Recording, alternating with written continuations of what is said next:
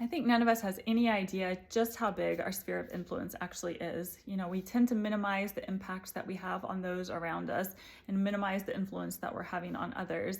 But it's the small little choices and words and things that we say and do that really add up to bigger results down the road and help guide and shape others. And so it's so important that because we're always influencing others, that we make sure our influence is a positive one.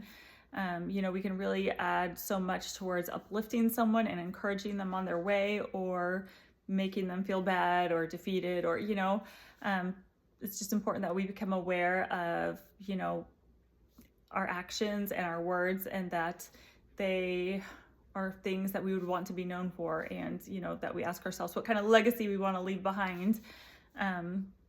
It's just like a pebble, that is thrown into the water leaves that little ripple effect. It spans outward like thousands of times greater than the size of the pebble itself.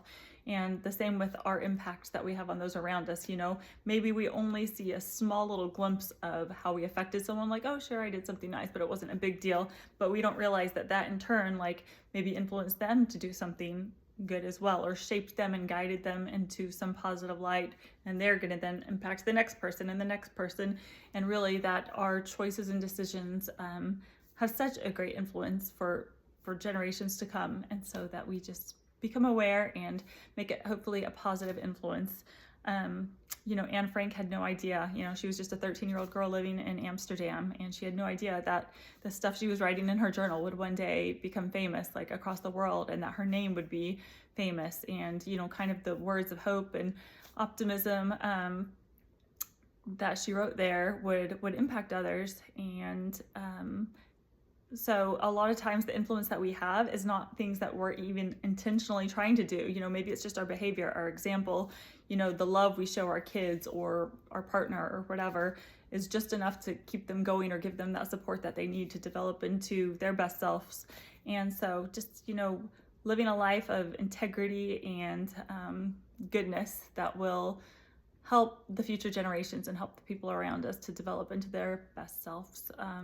And, sometimes there's people like Martin Luther King Jr. or Nelson Mandela, or these other very notable people who have made very apparent, great differences and improvements in like the civil rights movement, or, some social impacts.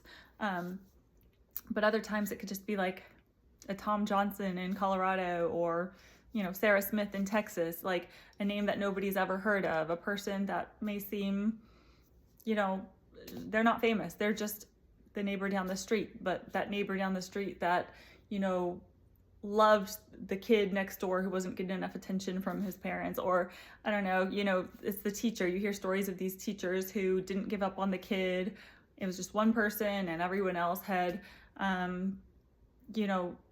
thought the kid had no potential or given up on him, and that he was just a failure or no good or just an annoyance or whatever. But, one person took an interest in that kid and led him to be able to achieve his greatest potential and to succeed in life, and to really like influence others for good as well. And so just the influence of one is so great, and we should never minimize just our impact. Just because we can't see it, know that you do always make a difference, and know that you have so much potential for good, and to influence the world for good so much by just our actions and by living a life of goodness and supporting those around you.